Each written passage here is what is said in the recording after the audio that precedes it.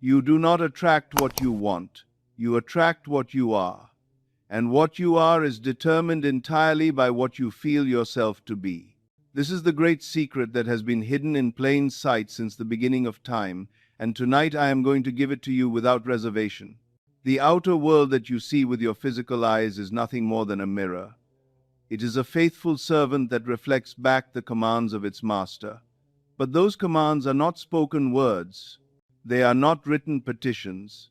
They are not even conscious thoughts most of the time. Those commands are feelings. What you feel yourself to be, you are.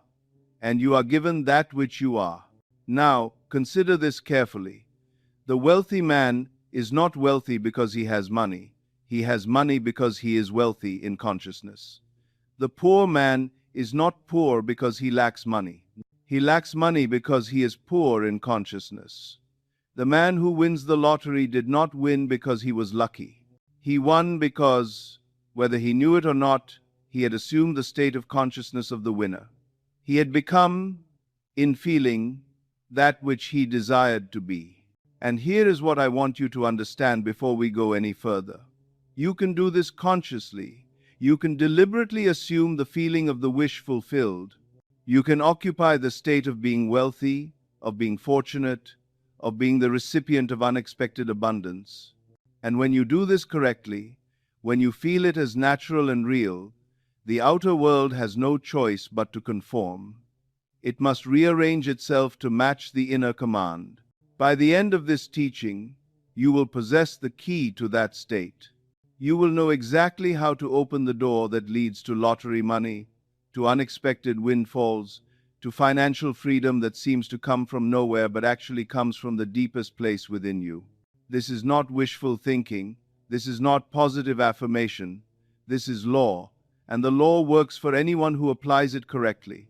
Let me tell you what you are going to gain from our time together tonight. First, you are going to understand why desire alone actually repels wealth. This may surprise you, but wanting money pushes money away. The very act of wanting implies that you do not have, and what you feel you do not have, you cannot receive. Your subconscious mind does not respond to desire, it responds to assumption. It responds to the feeling that something already is so. When you want money, you affirm to your deeper mind that you are without it. When you feel wealthy, you command that deeper mind to externalize wealth. Second, you are going to learn the exact inner state that opens the door. It is not excitement, it is not desperation, it is not visualization as most people understand it, which is merely looking at mental pictures like watching a movie. The door is opened by naturalness. The door is opened by the feeling that it would be completely natural for you to receive this money. The time it takes for any assumption to become fact in your outer world is directly proportionate to how natural that assumption feels to you. If it feels strange, foreign, unlikely, impossible, then you have not truly assumed the state. But if it feels natural, as though it could easily be so, as though it already is so, then it must externalize. Third, you are going to learn how to enter what I call the state akin to sleep. This is the drowsy condition just before you drift off at night. In this state, the doorway to your subconscious mind swings wide open. Your last waking concept of yourself is sealed into that deeper mind, and from there it must project itself outward into your circumstances. This is the most powerful moment of your entire day, and most people waste it by falling asleep in worry, in lack, in resentment. Tonight you will learn to use it consciously for your good. Fourth, you are going to receive specific inner scenes that imply fulfillment, not vague positive thinking, but the actual crafting of a single vivid scene that implies the wealth is already received. You will learn to hear congratulations, to feel the check in your hands, to experience the relief of debts paid. I will give you precise instruction on how to construct this scene and how to make it real to your senses. And fifth, you are going to understand why the question of how is not your concern. The ways and means by which your wish will be fulfilled belong entirely to your subconscious mind. It is infinitely wise and infinitely resourceful. It will devise the means best suited to realize your assumption. Your only task, your only responsibility, is to occupy the end. You must live in the feeling of the wish fulfilled and let the bridge of incidents build itself. Now, I know some of you have tried visualization before and nothing happened. I understand. But let me tell you why that was so. You were thinking of the wish, not from it. You were looking at pictures in your mind as though you were watching a movie on a screen, but you were not in the movie. You were not feeling the reality of it. There is a vast difference between seeing a picture of yourself holding a check and actually feeling yourself holding that check, feeling the paper between your fingers, feeling the weight of the moment, feeling the naturalness of it being yours. Some of you are thinking right now that you cannot ignore your current lack. You are looking at your bank account, at your bills, at your circumstances, and you are saying to yourself that you cannot pretend these things do not exist. But I am not asking you to pretend anything. I am not asking you to deny reality. I am asking you to occupy a new state of consciousness. What you occupy within, you must express without. The outer world is effect, not cause. Consciousness is the only cause, and your feeling is the evidence of your consciousness. Change your feeling, and you change your world. Some of you may be thinking that this is just luck, that some people win and some people do not, and that is simply the way of things.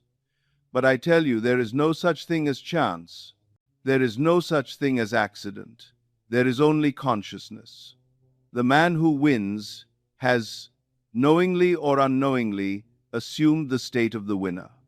He has felt himself to be fortunate. He has lived in the expectation of good, and the subconscious mind, which is impersonal and no respecter of persons, has externalized that state. You can do this consciously. You can assume the state deliberately. And when you do, the same law that operated for him will operate for you. And some of you may be feeling guilty right now about wanting money. You may have been taught that desire for wealth is unspiritual, that poverty is somehow virtuous, that good people do not care about such things. But I say to you that money is not evil, poverty is not virtue. Your Father has given you all things. The kingdom is yours by inheritance. Your task is simply to claim what is already yours. There is nothing unspiritual about living in abundance. There is nothing holy about struggling and suffering when you have the power within you to live differently. Let me establish something very clearly. These principles I am sharing with you tonight are not theories I invented. They are not ideas I borrowed from popular psychology. They have been tested by hundreds of men and women who wrote to me with their testimonies. A man won $84,000 at a racetrack using exactly what I am about to teach you. A woman received monthly checks for the rest of her natural life. A daughter received $3,000 within days of beginning the practice. These are not fairy tales. These are documented facts. The law operates for anyone who applies it correctly. Unlike the surface-level attraction teachings you may have encountered elsewhere, what I am giving you tonight goes to the root. This is the law as I received it from my teacher, Abdullah, as I tested it in my own life, as it is encoded in the scriptures when rightly understood. The Bible is not history. The Bible is psychology. When scripture says, according to your faith be it unto you, it means according to your feeling. Faith is not belief in something you hope might happen. Faith is the feeling that it already has happened. This teaching goes to the foundation. I know the weight of financial worry. I know what it is to look at an empty bank account and wonder how the next day shall be met. I stood in New York City once without a nickel in my pocket, longing to spend winter in Barbados with my family. I had no money and no visible means of obtaining any. But I also know the feeling of having walked out of that prison. I did not escape by struggling with the bars. I escaped by waking up in a new cell, a golden chamber I had built in imagination. That imaginal chamber became my outer world, and what worked for me will work for you. Let me tell you exactly what happened that winter in New York. It was the fall of 1933, and I was broke in the truest sense of the word. I literally did not have a nickel, but I wanted desperately to go to Barbados to be with my family for the holidays. So I went to my teacher Abdullah with my problem. Abdullah was a remarkable man. He was an Ethiopian rabbi who had studied the deeper mysteries of Scripture for decades. When I came to him with my complaint, he did not offer sympathy. He did not tell me he was sorry for my situation. He asked me one simple question. He said, "What do you want?" I told him I wanted to spend the winter in Barbados, but I was broke. I had no money for a ticket. I had no prospects for getting any. Abdullah looked at me with those penetrating eyes of his and said something that changed my life forever. He said, "If you will imagine yourself to be in Barbados, thinking and viewing the world from that state of consciousness instead of thinking of Barbados, you will spend the winter there. You must not concern yourself with the ways and means of getting there, for the state of consciousness of already being in Barbados, if occupied by your imagination, will devise the means best suited to realize itself." Now, pay very close attention to what he said. He did not tell me to think about Barbados. He told me to think from Barbados. There is a vast difference between the two. When you think about something, you are here and it is there. There is a distance between you and the thing desired. But when you think from something, you are already there. You are viewing the world from the state of the wish fulfilled. You are not longing for it anymore because you already have it. Abdullah then told me that I must fall asleep at night imagining myself in my father's house in Barbados. I must feel the tropical air. I must see the familiar rooms. I must hear the sounds of my family. I must fall asleep in that state, viewing the world from that location rather than from my small apartment in New York. I confess to you that doubt rose within me. How could simply imagining solve the very real and practical problem of having no money for a steamship ticket? But I had nothing to lose. My situation could not get any worse. So that night, and for many nights thereafter, I lay down in my bed in New York City, closed my eyes, and imagined myself in my father's house in Barbados. I did not see myself there from the outside, as though watching a character in a film. I was there, looking out through my own eyes. I felt the warmth of the Caribbean evening. I heard the voices of my brothers and sisters. I felt the sheets of my old bed beneath me. I fell asleep in Barbados, even though my physical body remained in New York. Within a month, I received a letter from my brother. He wrote that he had a strong desire to have the family together for Christmas and enclosed a steamship ticket for me to come to Barbados. I sailed 2 days after I received that letter and spent a wonderful winter with my family. Now, I want you to understand what actually happened here. I did not create my brother's desire to send for me. That desire was already there as a possibility. What my imagination did was to select that possibility out of all the infinite possibilities and make it the reality that unfolded. The state of consciousness I occupied drew to me the means of fulfillment. I did not have to figure out the how. I only had to assume the end. This experience taught me something I have never forgotten. Man can be anything he pleases if he will make the conception habitual and think from the end rather than about it. My good and my evil have no dependency except from myself. It depends entirely on the state from which I view the world, how things present themselves to me. Let me tell you another story, one that speaks directly to the question of lottery money. A man came to one of my lectures in Los Angeles. He was broke by his own admission. He had read my book, Awakened Imagination, but he confessed that he had done nothing with the ideas. He had not applied them to his financial situation. That night, he heard another man in the audience share a success story.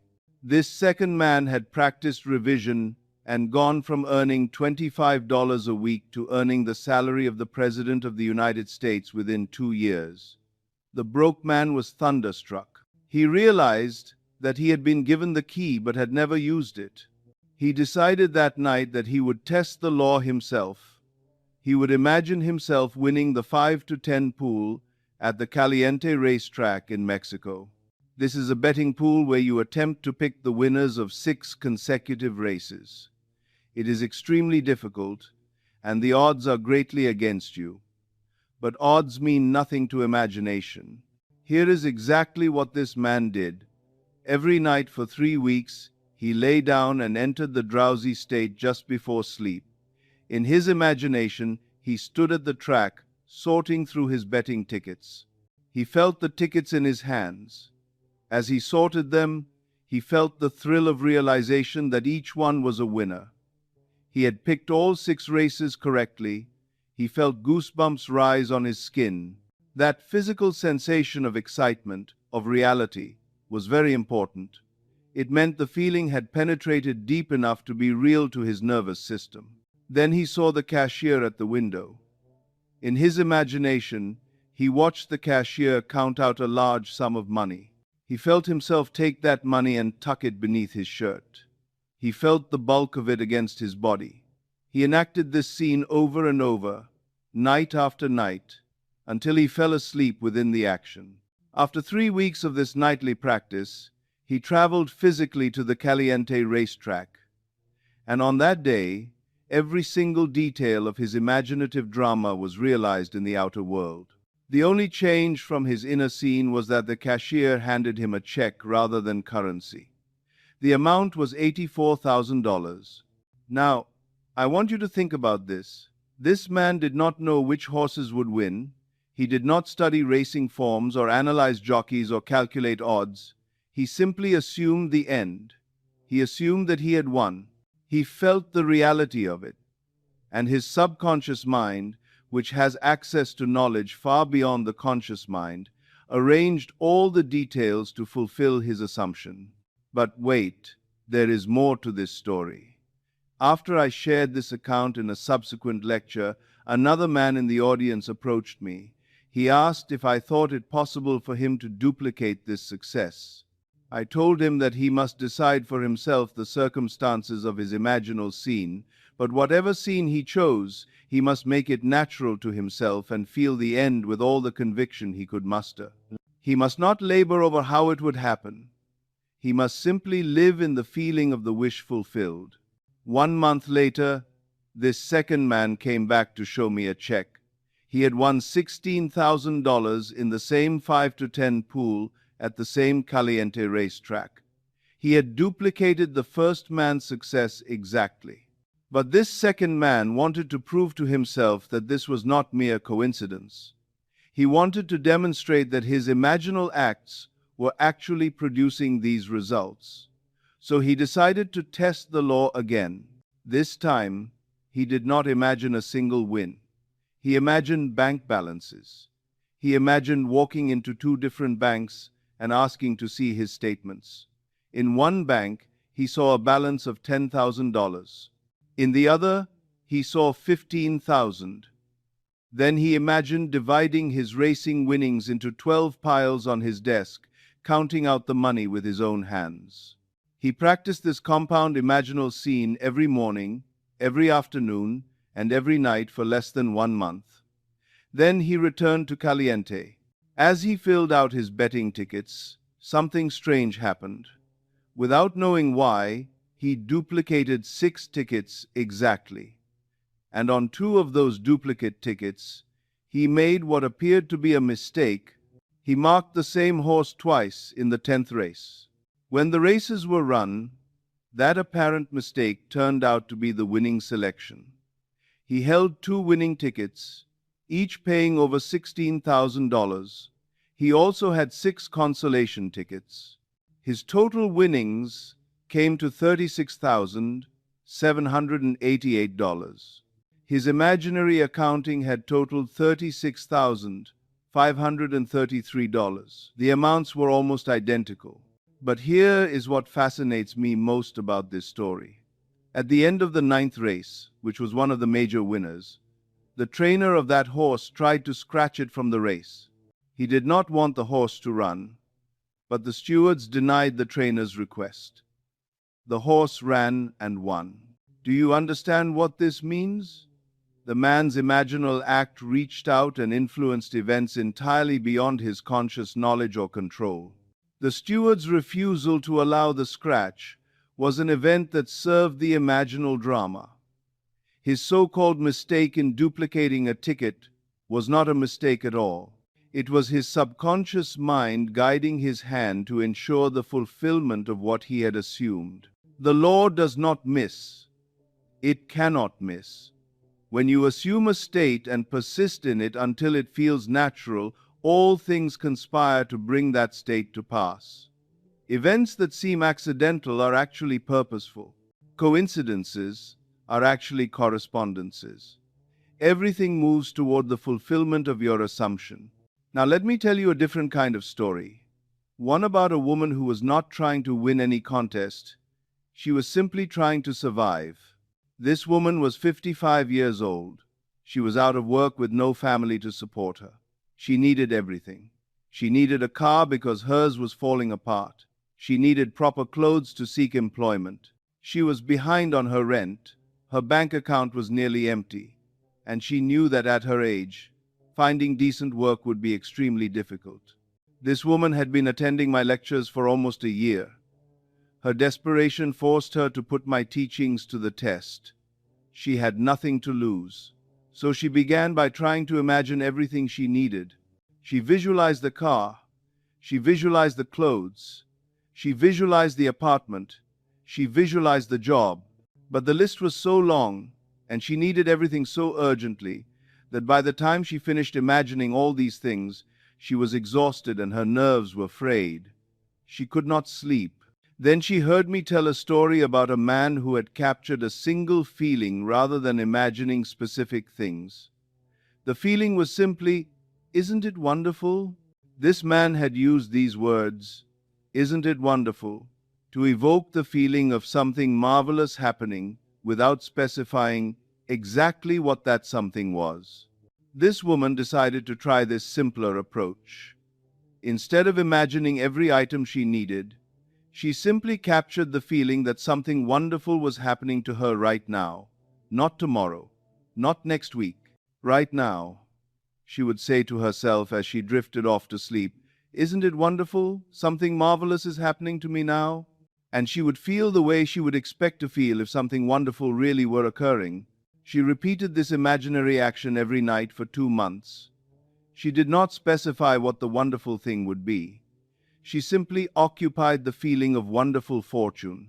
Then one day in early October, she ran into an acquaintance she had not seen in months. This man mentioned that he was about to take a trip to New York City. She had lived in New York many years before, and they chatted briefly about the city before parting ways. She thought nothing of it and forgot the encounter entirely. 1 month later, to the day, this man appeared at her apartment door.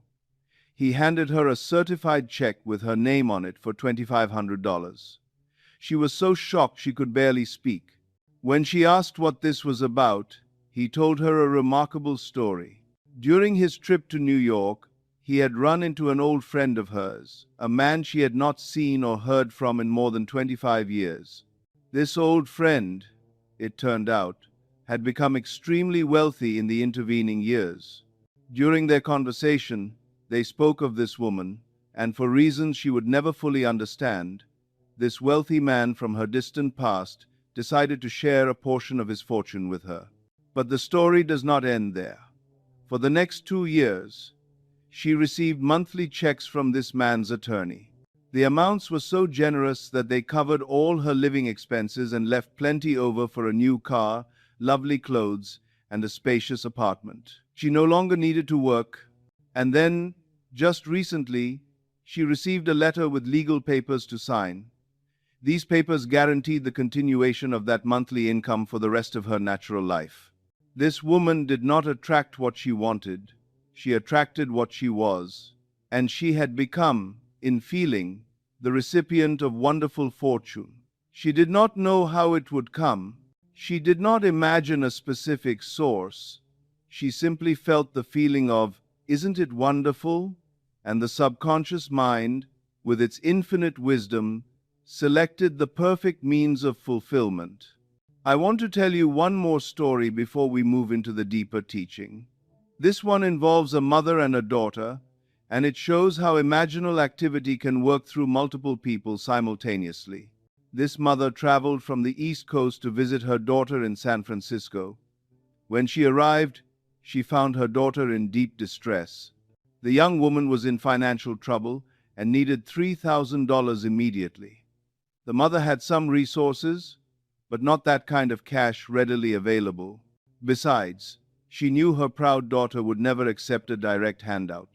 Instead of offering money, the mother offered something else. She said, "Let me help you in my way." By that she meant imagination.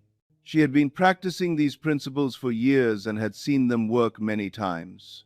The mother and daughter sat down together and decided on an imaginal scene they could both practice. They imagined money coming to the daughter from everywhere.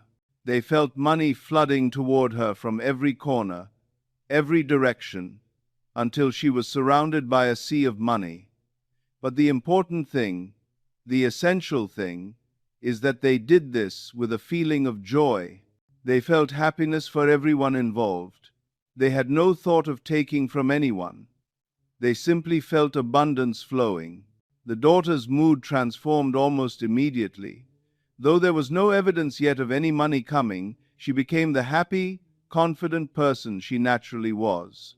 She had assumed the state of one to whom money flows. The mother left San Francisco and flew back to her home in the East. When she arrived, she called her own mother, a lovely lady of 91 years, who insisted that she come visit immediately. It could not wait even a day. So the woman went. When she arrived, her elderly mother handed her a check for $3,000 made out to the granddaughter in San Francisco. Before the woman could speak, her mother handed her 3 more checks totaling $1,500 made out to the granddaughter's children, and then another check for $3,000 made out to the woman herself. The grandmother's explanation was simple. She had suddenly decided the day before to give what she had in cash to those she loved while she was still alive to see their happiness in receiving it. Now, I ask you, was this coincidence? Did this 91-year-old woman just happen to decide to give away her money on the very same day that her great-granddaughter began feeling money flooding toward her? No. It was not coincidence. The imaginal act of the daughter, supported by the mother, reached out and stirred something in the grandmother's heart. The means of fulfillment was drawn from an unexpected source, but it matched the imaginal activity perfectly. The mood of the wish fulfilled is like a high tide that lifts us off the sandbar where we usually lie stranded. When you change your mood, when you assume the feeling of your wish being already fulfilled, you set in motion forces that rearrange the entire world around you. These stories I have shared are not unique. They are representative of thousands of similar experiences. The law works the same way for everyone. And now I want to explain to you exactly why it works and how you can apply it deliberately to open the door to lottery money or any other form of abundance you desire. The first principle you must understand is this: you are what you feel yourself to be. Scripture says, "According to your faith be it unto you." But faith here does not mean belief in something outside yourself. Faith means feeling. What you feel to be true about yourself is what you will experience in your outer world. You never attract what you want, you attract what you are. This is crucial to understand. Wanting implies lacking. When you want something, you are confessing to your subconscious mind that you do not have it. And your subconscious mind, which is completely impersonal and non-selective, accepts that confession and externalizes it. It keeps you in the state of wanting, which is the state of not having. But when you feel yourself to already be what you desire to be, when you feel wealthy rather than wanting wealth, when you feel fortunate rather than hoping for fortune, then your subconscious mind accepts that feeling and externalizes it. It brings into your outer world the conditions that match your inner state. The subconscious does not evaluate whether your feeling is good or bad, true or false in the world's terms. It simply accepts whatever you feel to be true and works to bring it to pass. Your feelings create the pattern from which your world is fashioned. A change of feeling is a change of destiny. Now, let me take this deeper. The Bible reveals that the name of God is I am. When Moses asked God what name he should tell the people, God said, I am that I am. Tell them I am has sent you. This is not merely a name. It is a revelation of the nature of reality itself. I am is your awareness. It is your consciousness.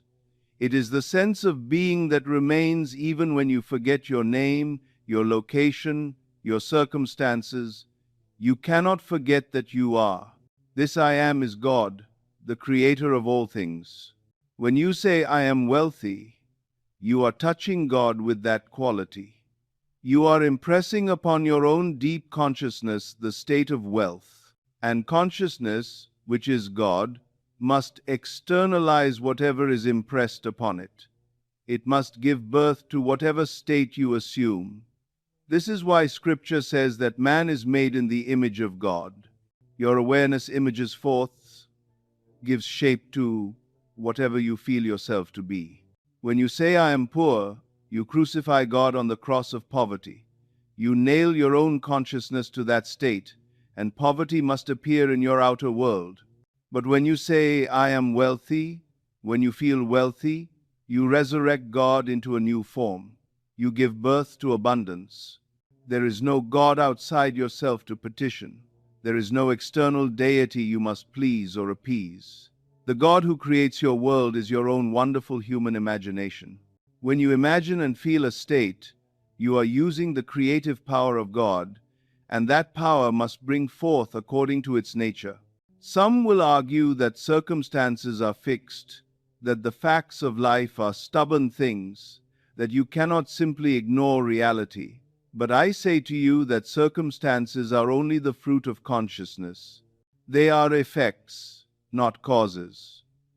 If you dislike the fruit, you do not argue with the fruit or try to change the fruit.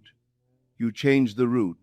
And the root of all circumstances is your own consciousness, your own feeling of what is real and true. Others will say that money is material and therefore unspiritual, but all things are made by imagination. In the beginning was the Word, and the Word was with God, and the Word was God, and all things were made by Him. The Word is imagination. The Word is the inner speech and feeling that creates all things. There is nothing unclean in itself. There is nothing unspiritual in living well, in having more than enough, in being free from the anxiety of lack. You stand always at the center of your web of circumstances. You are the spider who spun this web, whether you remember doing so or not. As you change within, as you assume a new state and feel it to be real, your outer web must change to match it. You are not the victim of fate. You are not the plaything of chance. You are the operant power, and the power operates through feeling. This brings me to the second great principle. The secret of feeling is not emotion as you usually understand it. Feeling, in the sense I use the word, is not excitement or enthusiasm or emotional turbulence. Feeling is the ascent of the subconscious to the truth of what is declared to be true. It is the sense of reality. It is acceptance that something is so. The question to ask yourself is not, do I want this? Of course you want it. The question to ask is, how would I feel if it were true right now? The feeling that rises in response to that question, that quiet sense of satisfaction, of relief, of it being done, is the feeling you must capture and occupy. When you feel wealthy in this sense, you do not jump up and down with excitement. That is emotion, not feeling. When you feel wealthy, you rest in a quiet consciousness of security. There is no desperation. There is no anxiety. There is simply the calm knowing that you have more than enough. When you feel that you have won the lottery, you do not scream with anticipation about what might happen. You settle into the reality of what has happened.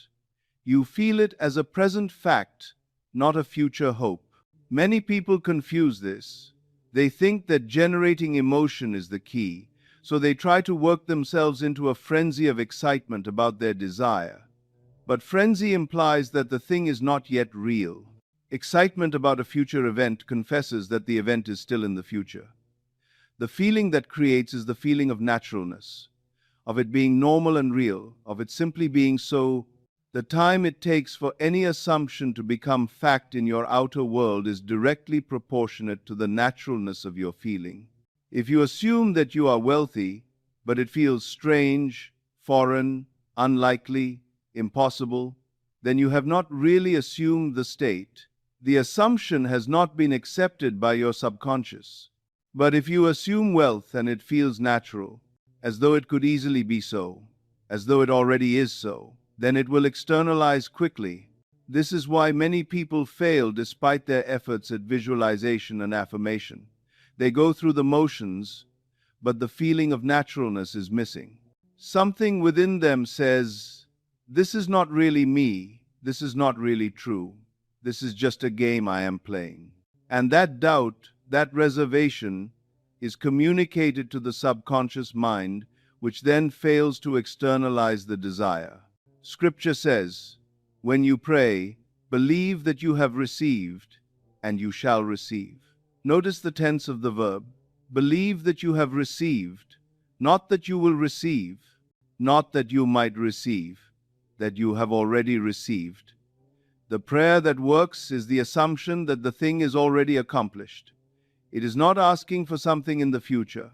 It is claiming something in the eternal now. God operates in the eternal present.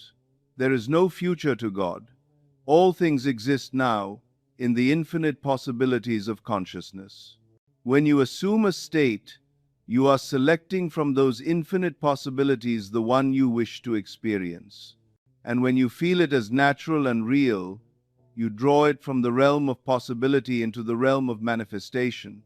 Now, let me speak about the third principle, which is the doorway through which all this operates. I call it the state akin to sleep. Sleep occupies 1/3 of your life on earth. It is the natural door into the subconscious mind. Every night, as you drift from waking consciousness into sleep, you pass through a threshold. In that threshold state, you are neither fully awake nor fully asleep. Your body is relaxed, your senses are withdrawn from the outer world, but your mind is still capable of direction. This is the state akin to sleep, and it is the most powerful moment of your entire day. The conscious 2/3 of your life is measured by the degree of attention you give to sleep, what you feel yourself to be as you enter this drowsy state, what you assume about yourself in these moments before sleep takes you, will be sealed into your subconscious mind, and your entire slumber will be dominated by that last waking concept of self. From that point, whatever you have impressed upon the subconscious must work its way out into your waking circumstances. This is why I urge you to go to sleep each night in the assumption of the wish fulfilled. Do not let sleep take you while you are worried about bills. Do not let sleep take you while you are feeling the weight of lack. Do not let sleep take you while you are angry or resentful or fearful. These feelings, impressed upon the subconscious in the doorway of sleep, must externalize. They will create the very conditions you are worrying about.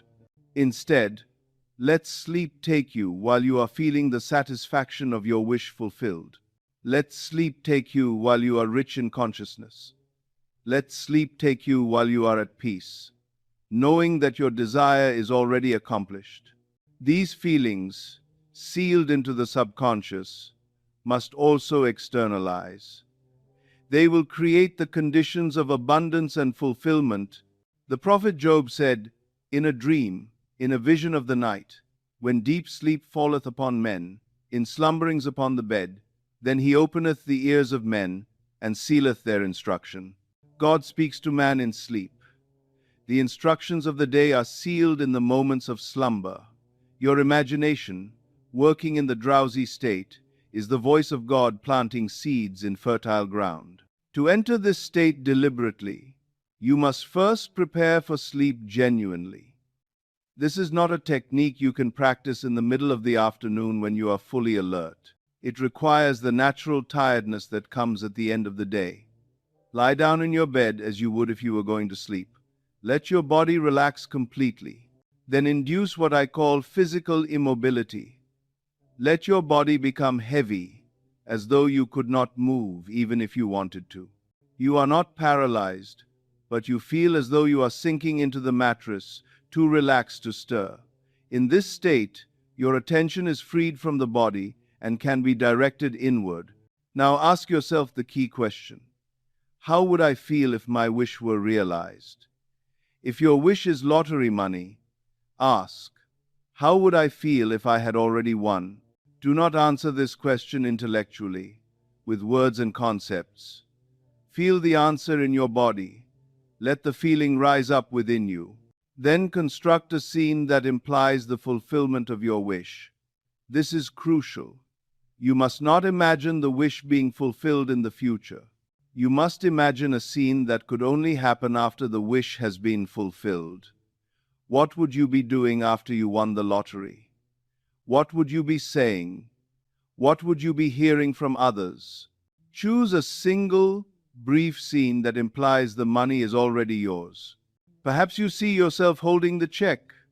Perhaps you are telling a loved one the good news. Perhaps you are in a bank, depositing the funds. Perhaps you are simply sitting in peace, feeling the relief of all debts paid and all needs met. Choose the scene that feels most natural to you. Choose the scene that carries the greatest sense of reality. Now, and this is essential, enter the scene as a participant, not as an observer. Do not watch yourself from the outside, as though you were seeing a character in a movie. Be in the scene, looking out through your own eyes. Feel your hands. Feel your body. Hear the sounds around you with your own ears. Make it vivid with all your senses. Then repeat this scene over and over, feeling its reality each time until you fall asleep within the action. Let the scene fade naturally as sleep takes you. Do not force yourself to stay awake. The purpose is to fall asleep while feeling the wish fulfilled. In that moment, the feeling is sealed into your subconscious, and the work is done. Do this every night. Be persistent. Do not give up after 3 nights because nothing has happened yet. The man who won $84,000 practiced his scene for 3 weeks before he went to the track. The woman who received lifetime income practiced her feeling for 2 months. Persistence is essential. The assumption must be made habitual before it feels natural, and only when it feels natural will it externalize. The 4th principle I want to teach you concerns inner speech. Your inner talking is perpetually written all around you in happenings. What you say to yourself, the conversations you carry on inside your own mind, these are the seeds of your future. Inner speech is the creative command. Most people are completely unaware of their inner talking. They let it run on automatic, replaying old tapes of worry, doubt, limitation, and lack. But this inner speech is not neutral. It is creative. Whatever you say inwardly, whatever you consent to as true within yourself, must externalize in your circumstances. Observe your inner talking about money. What are you saying to yourself throughout the day? When you see something you would like to buy, what do you tell yourself? Do you say, I cannot afford this? Do you say, money never stays with me? Do you say, I will never get ahead? These statements are creative. They are impressing lack upon your subconscious mind, and lack must appear in your life. But you can change your inner speech. When you catch yourself saying, I cannot afford this, stop and revise it. Say instead, I can easily afford this. Say, Money flows to me freely. Say, I always have more than enough. At first, this will feel like a lie. It will feel unnatural. But remember what I taught you earlier. The time it takes for an assumption to become fact is proportionate to its naturalness.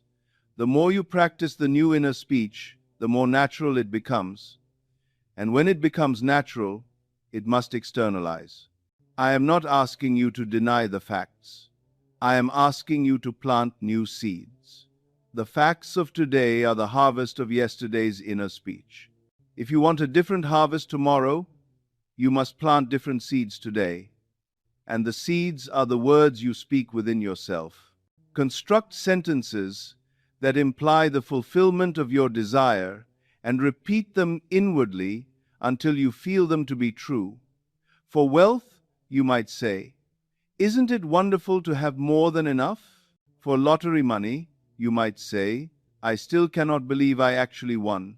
For general abundance, you might say, everything I touch prospers. Say these things within yourself. Say them over and over. Say them until you feel affected by them, until they begin to seem real. Let them be the last thing on your mental tongue as you drift to sleep. Your inner speech is the word that creates your world. Scripture says, in the beginning was the Word, and the Word was with God, and the Word was God. The Word is not spoken language. The Word is inner speech, the word of imagination. Your word creates your world. Speech is the image of mind, and mind is the image of God. Now, let me explain the fifth principle, which is the naturalness principle. This is why many people fail, even when they practice the techniques faithfully. I said earlier that the time it takes for an assumption to become fact is directly proportionate to the naturalness of the feeling. If you assume that you have won the lottery, but it feels completely unbelievable, foreign, impossible for someone like you, then you have not truly assumed the state. Your subconscious has not accepted it. And without acceptance, there can be no externalization. This is the great secret that most teachings miss. It is not enough to visualize. It is not enough to affirm. It is not enough to go through the motions of the technique. The feeling must be natural. You must be able to rest in it without strain, without doubt, without the sense that you are pretending something that is not true. How do you make something feel natural when it seems impossible? The answer is one word: imagination. Through persistent imagination, through the frequent habitual occupancy of the state, what once felt foreign becomes familiar. What once felt impossible becomes possible. What once felt unnatural becomes natural. Think of it this way. If you were chained to a heavy bench, you could not physically run. It would not feel natural to you to run because your circumstances forbid it. But in imagination, you can run freely. You can feel the wind in your face, the ground beneath your feet, the rhythm of your breathing, and in that moment of imagining, you forget the chains. Running becomes natural to your imagination, even though it is impossible to your body. The same applies to wealth. You may be chained to poverty by your circumstances. It may seem impossible that you could ever have great wealth, but in imagination, you can occupy the mansion. You can feel the security of unlimited funds. You can taste the freedom of all debts paid. And if you do this often enough, if you make it habitual, the feeling becomes natural. And when the feeling is natural, the chains fall away. The outer circumstances change to match the inner state. Fancy assembles. Continuous imagination fuses. When you first imagine something, it is fancy, a passing thought. But when you imagine it continuously, when you return to it again and again, it fuses with your consciousness. It becomes part of who you are. And when it becomes part of who you are, it must express in your world. This is why I emphasize persistence. Do not practice the feeling once and expect results. Practice it every night. Return to it throughout the day. Let it become so familiar that it is no longer an effort. Let it become your natural state. Then watch the outer world conform. Scripture speaks of dying in your sins. This phrase terrifies people because they think it refers to moral failure and divine punishment. But the word sin simply means to miss the mark. To die in your sins means to fail to transcend from your present state to the state you desire. It means to remain stuck where you are because you never made the new state natural. Righteousness, then, is not moral perfection. Righteousness is the consciousness of already being what you want to be. The righteous man is the man who feels himself to be what he desires. He is right with his desire. He occupies the state. And because he occupies it, it must externalize. Be righteous, occupy the state of the wish fulfilled, make it so natural that you rest in it without effort, and you shall be saved from missing the mark. You shall attain your desire. Now that you understand these principles, let me give you the exact practices you can apply tonight and every night going forward. These are not theories. These are methods that have been tested by countless men and women and proven effective. The first practice is the nightly session in the state akin to sleep. This is your primary tool for opening the door to lottery money or any other form of abundance. Here is exactly what you do. At the end of the day, when you are genuinely tired and ready for sleep, lie down in your bed. Make yourself comfortable. Let your body relax completely, sinking into the mattress. Feel your muscles releasing, your breathing slowing, your mind quieting. Now induce physical immobility. Let yourself feel heavy, too relaxed to move. This is not sleep yet, but it is close to sleep. Your body is deeply relaxed, but your mind is still awake and capable of direction. In this state, ask yourself the question, how would I feel if my wish were realized right now? Let the feeling rise in response. Do not analyze it. Do not think about it. Simply feel it. Now, choose a single scene that implies your wish is already fulfilled. For lottery money, this might be holding the winning ticket or the check. It might be telling someone you trust about what happened. It might be looking at your bank balance and seeing the numbers. It might be the feeling of debts paid and freedom gained. Choose whichever scene feels most real and natural to you. Enter the scene as the participant. Look out through your own eyes. Feel your body in the scene. Use all your senses. Hear what you would hear. Touch what you would touch. Make it as vivid as you can.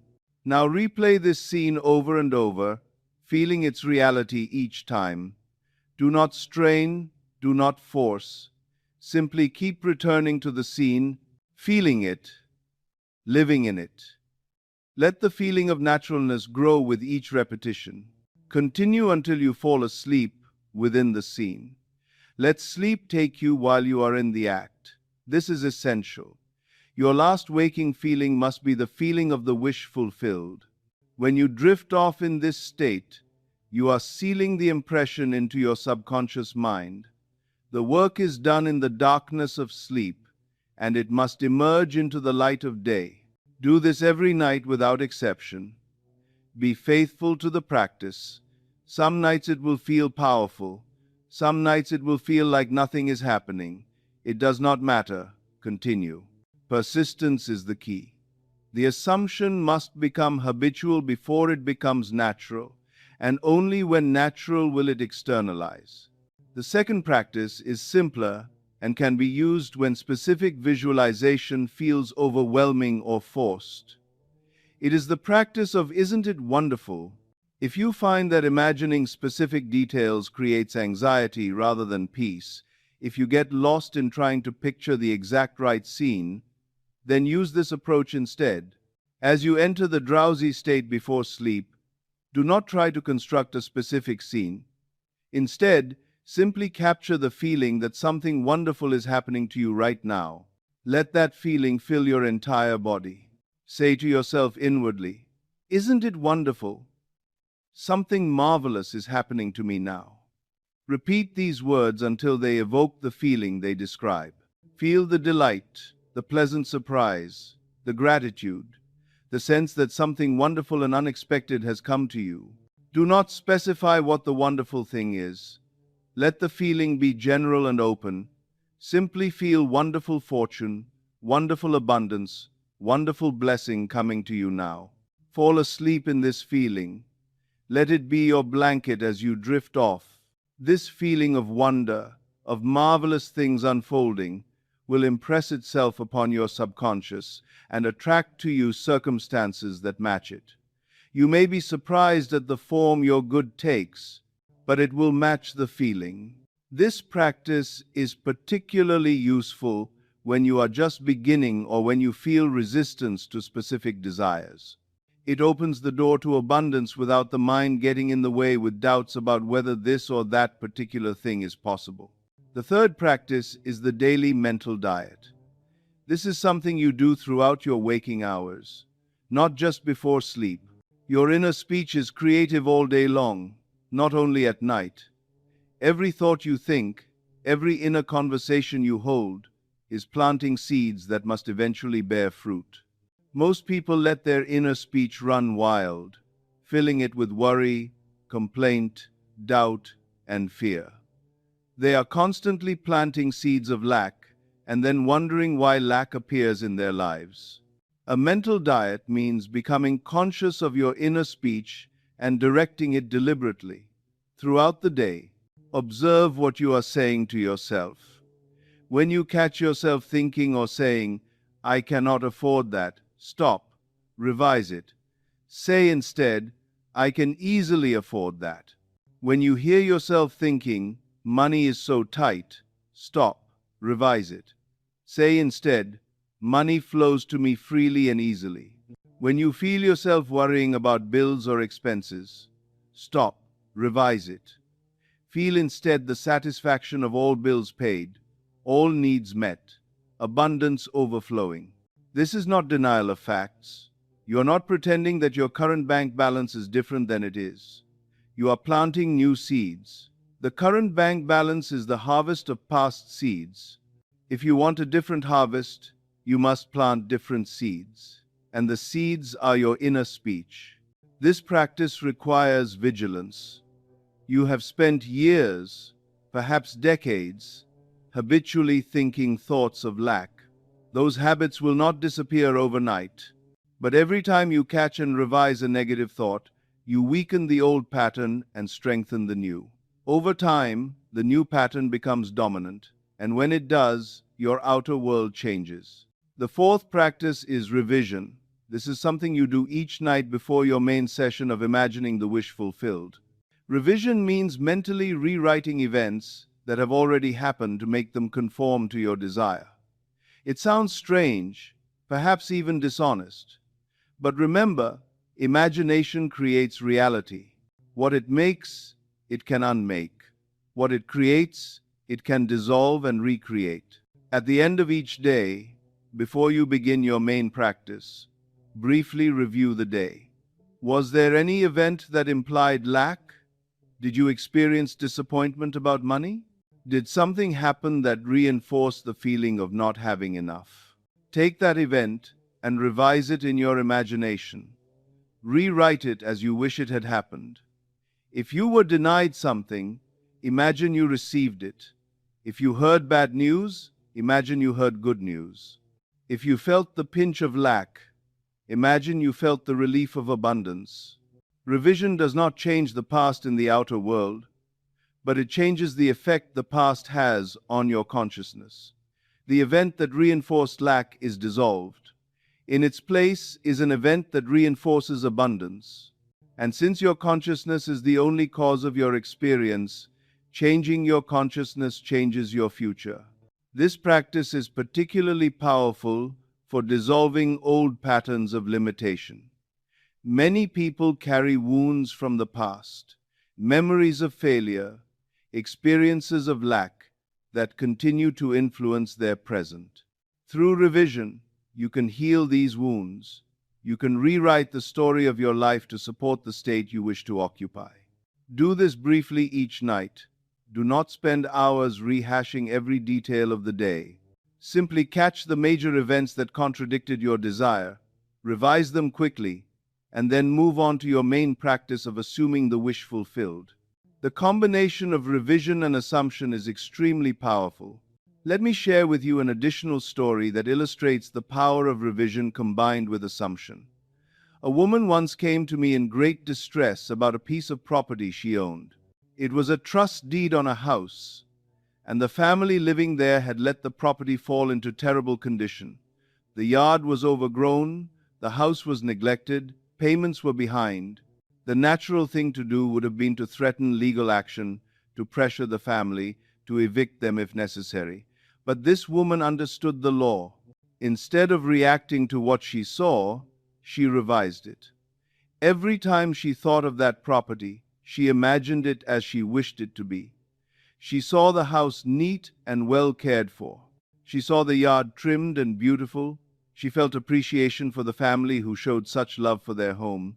She said to herself, "This is one trust deed we will never have to worry about." She saw it and felt it as she wanted it to be, not as it appeared. Within weeks, circumstances began to shift in ways she could not have planned. The woman of the house had an automobile accident and went to the hospital. Her husband disappeared. The children were cared for by neighbors. The woman doing the revision was tempted to visit the mother and offer help, but how could she, when her imaginal scene showed a happy, prosperous family? So she continued her revision without interference. Shortly after leaving the hospital, the woman reappeared with a new husband, a wedding certificate, and a completely transformed life. All payments came up to date. A new room was added to the house, increasing the property's value. The family was happy and thriving, the home was beautiful, and the trust deed was more secure than ever. Was this manipulation? Was this controlling others? No. The revision did not dictate how the solution would come. It did not force anyone to do anything. It simply changed the consciousness of the one doing the revision, and that change of consciousness selected a path of events from the infinite possibilities that led to the desired outcome. Everyone benefited. The woman got her secure investment, and the family got a new, better life. This is the power of revision. You do not need to know how things will work out. You do not need to plan the steps. You simply revise the situation in your imagination, feeling it as you wish it to be, and then let the subconscious mind, with its infinite wisdom, arrange the details. I want to also address something that may be troubling some of you. You may be wondering whether this is moral. Is it right to imagine yourself receiving money you have not earned through conventional labor? Is there something dishonest about assuming wealth when your bank account says otherwise? Let me put your mind at ease. You are not taking anything from anyone. The wealth you imagine into your life does not come by depriving another. The universe is not a pie with a fixed number of slices. Abundance is infinite. There is more than enough for everyone. When the woman received her lifetime income, it came from a friend who had become wealthy and wanted to share. Was she taking something from him? No. He gave from his abundance, and in giving, he received the joy of generosity. Both were blessed. When the man won $84,000 at the racetrack, was he stealing from others? The pool existed. The money was there. Someone was going to win it. His imagination selected him. Others who did not win were not harmed. They wagered what they chose to wager. The law operated through the man's assumption, and he received what he assumed. The idea that wealth must come through hard labor alone is a belief, not a law. Some people work hard all their lives and remain poor. Others work very little and live in great abundance. The difference is not in the amount of physical effort, but in the state of consciousness. If you believe that wealth must be earned through suffering, then your suffering will continue indefinitely. But if you accept that wealth can come through assumption, through the creative power of imagination, then you open yourself to channels of abundance you cannot even conceive right now.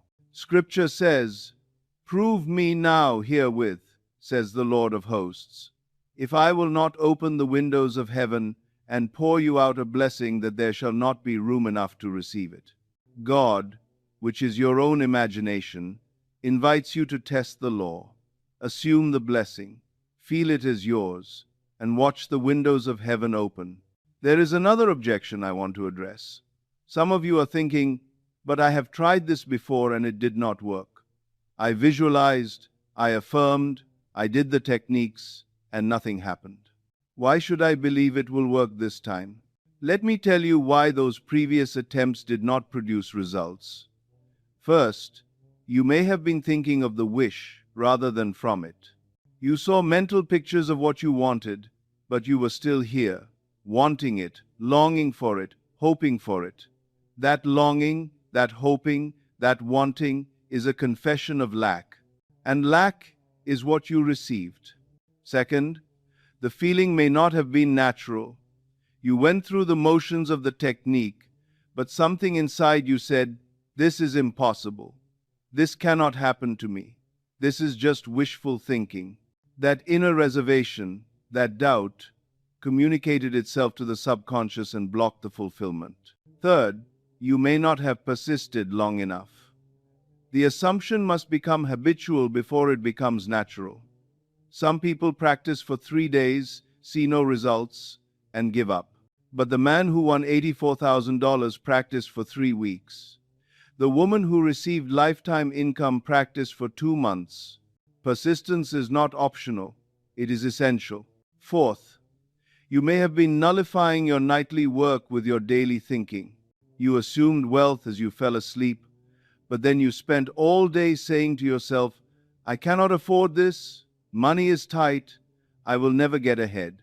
Your daily inner speech contradicted your nightly assumption, and inner speech wins. The mental diet is as important as the nightly practice. So do not say, "I tried and it failed." Say instead, "I did not yet understand fully. Now I understand. Now I will apply the law correctly. Now I will persist until the feeling is natural. Now I will watch my inner speech by day as well as my assumptions by night. And now I will receive the fruits of my labor." Let me also speak about timing. People always want to know how long it will take. When will my desire manifest? How many nights must I practice before I see results? I cannot give you a specific number of days. No one can. The time it takes for an assumption to harden into fact depends entirely on the naturalness of the feeling. Some desires manifest overnight. Others take weeks or months. Some take longer still.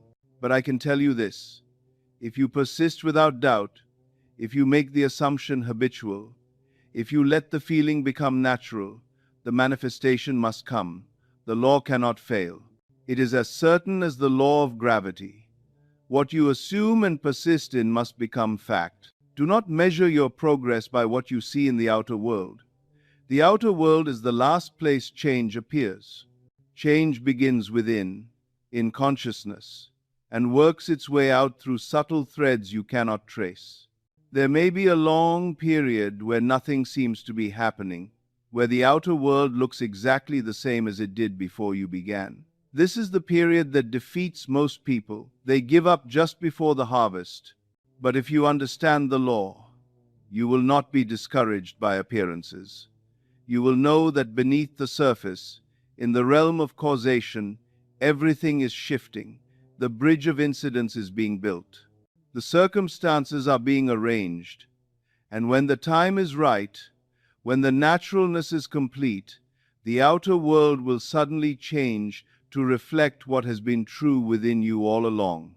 The woman who received lifetime income did not see any evidence for 2 months. She practiced her feeling of "isn't it wonderful" with no outer sign that anything was changing. Then, in a single day, a chance meeting led to everything she needed and more. The outer world caught up with the inner in one dramatic moment. Trust the process, trust the law, do the work, feel the feeling, and let the timing take care of itself. Your only task is to assume and persist. The rest is not your business. I want to share one more story before we conclude. This story is about a young boy whose grandmother had attended my lectures. This boy desperately wanted a dog. He had wanted one for as long as he could remember. But his parents had many objections. They said a dog would be too much trouble. They said there was no room in their small apartment. They said the boy was too young to take responsibility for a pet. Every argument the parents gave, the boy could not refute, but he could not stop wanting. One day, his grandmother mentioned my teachings in conversation, and the boy overheard. He asked her about it, and she tried to explain that it was not really meant for children, that it was for adult problems. But the boy would not be discouraged. He said, "Now I know what to do. Every night, just as I am going to sleep, I am going to pretend that I have a dog and we are going for a walk." The grandmother told him, "No, that is not what the teaching meant. You cannot have a dog." But the boy did not listen. Every night, for weeks, as he lay in bed, this boy imagined a dog lying beside him. He felt the warmth of the dog against his body. He reached out in imagination and petted the dog, feeling its fur beneath his fingers. He imagined playing with the dog, taking it for walks, throwing a ball and watching it run. Now here is what happened. A newspaper in the city where this boy lived organized a special program for Kindness to Animals Week. All the school children were invited to write an essay on why they would like to own a dog. The boy entered the contest. Out of all the children in all the schools in the city, this boy won first prize. And the prize was a beautiful collie puppy. But here is the remarkable part. If the parents had been given money to buy a dog, they would have refused. If someone had simply given the boy a dog as a gift, they would have given it away or turned it down. But the way the dog came, through a city-wide contest, with newspaper stories and pictures, with the pride of achievement and the joy of victory, the parents' hearts were changed. They could not refuse. They allowed the boy to keep the dog. And one more detail. The grandmother told me later that of all the kinds of dogs in the world, there was one particular breed this boy had set his heart on. It was a collie. And a collie is exactly what he won. This child understood the law better than many adults. He did not analyze or doubt or wonder if it would work. He simply imagined what he wanted and fell asleep in the feeling of having it. And the law, which is no respecter of age or experience, fulfilled his assumption. If a child can do this, so can you.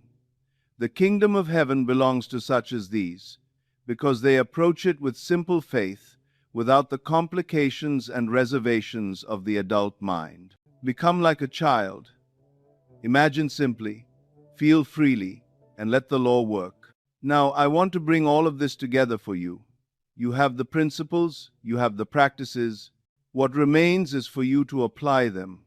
Tonight, when you go to bed, do not let sleep take you in the old way. Do not drift off in worry, in lack, in whatever habitual state has been your companion at night. Instead, prepare yourself for the most important work of your day. Lie down, relax your body, feel yourself becoming heavy, drowsy, hovering on the edge of sleep. Then ask yourself, how would I feel if I had already received the wealth I desire? Let that feeling rise within you. See a scene that implies the wish fulfilled. Perhaps you are holding a check with numbers that would change your life. Perhaps you are depositing that check in your bank. Perhaps you are telling someone you love that you have won. Perhaps you are simply sitting in peace, knowing that all your financial concerns are behind you. Be in that scene. Feel it with all your senses. Let it become real to you. Let the feeling of naturalness grow. And then fall asleep in that state, feeling wealthy, feeling fortunate, feeling blessed. Do this tonight and every night. Be persistent, be faithful. The law does not fail. What you assume and persist in must harden into fact. And throughout your days, watch your inner speech.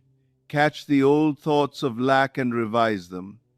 Plant new seeds of abundance. Say to yourself, "Isn't it wonderful?" Feel wonderful fortune flowing to you. Let your entire consciousness become saturated with the feeling of wealth. The door stands open. I have given you the key. The feeling of the wish fulfilled is that key. Use it tonight. Now let me leave you with this affirmation, this truth to carry in your heart. I am that which I feel myself to be. What I assume and feel to be true must externalize in my world. I need not struggle for ways and means. I need not worry about the how. I need only occupy the end. I need only feel the wish fulfilled. The subconscious mind, which is infinitely wise and infinitely resourceful, will devise the means. My only task is to assume the state and persist in it until it feels natural. The door to lottery money, to unexpected windfalls, to financial freedom stands open before me. I walk through that door tonight. I walk through it by feeling. I walk through it by assuming the wealth is already mine. I walk through it by sleeping in the consciousness of abundance. I am wealthy. I am fortunate. I am blessed. Wonderful things are happening to me now, and because I feel these things to be true, they must become true in my outer world. Let this affirmation be yours. Let it saturate your consciousness. Let it be your last thought before sleep and your first thought upon waking, and watch the world conform. If this teaching has awakened something within you, if you recognize the truth of what I have shared, then I ask you to do 3 things. First, subscribe to this channel. There is much more to share. The law of assumption has many applications, and I want to guide you through all of them. When you subscribe, you ensure that you will receive these teachings as they come. Second, press the like button. This simple act helps others who need this message to find it. There are many people out there struggling with lack, who have tried everything and found nothing that works, who are ready for the truth. Your like helps the truth reach them. Third, leave a comment below. Tell me what you will feel yourself to be tonight as you drift to sleep. What scene will you enter? What assumption will you make? I read these comments. Your journey interests me, for we are all expressions of the one imagination, and your triumph is my joy. Share your intentions with me, put them into words. There is power in declaration. When you write down what you intend to assume, you strengthen the assumption itself. The door is open. The feeling is the key. Go now and use it. Remember this always. You are not a beggar at the gate of heaven, hoping for scraps from the master's table. You are the heir to the kingdom. Everything that exists in the realm of possibility is yours to claim. The only thing that stands between you and your desire is your own state of consciousness. Change the state, and you change your life. I have given you the principles tonight. I have given you the practices. I have given you the stories of those who have walked this path before you and found it true. Now it is your turn. Do not let this teaching become merely interesting information that you nod at and forget. Do not file it away with all the other things you have heard and never applied. Tonight, this very night, put it to the test. Lie down in your bed, enter the drowsy state, and assume the feeling of wealth. Feel the money already in your hands. Feel the freedom already yours. Feel the joy of abundance flowing through your life. Do it tonight. Do it tomorrow night. Do it every night until it becomes as natural as breathing, and then watch the outer world conform to your inner assumption. The law does not discriminate. It works for the rich and the poor, the educated and the simple, the old and the young. It worked for the man who won $84,000. It worked for the woman who received lifetime income. It worked for the boy who got his collie. And it will work for you. You are not an exception. You are not somehow uniquely blocked from abundance. Whatever limitations you believe apply to you are beliefs, not facts. Change the belief, change the feeling, and the limitation dissolves. It was never real. It was only a state you occupied, and states can be left as easily as entered. I believe in your ability to apply what I have taught tonight. I believe in the law that governs all manifestation, and I believe that wonderful things are about to unfold in your life. Until we meet again, whether in imagination or in the flesh, I bid you good night and good fortune.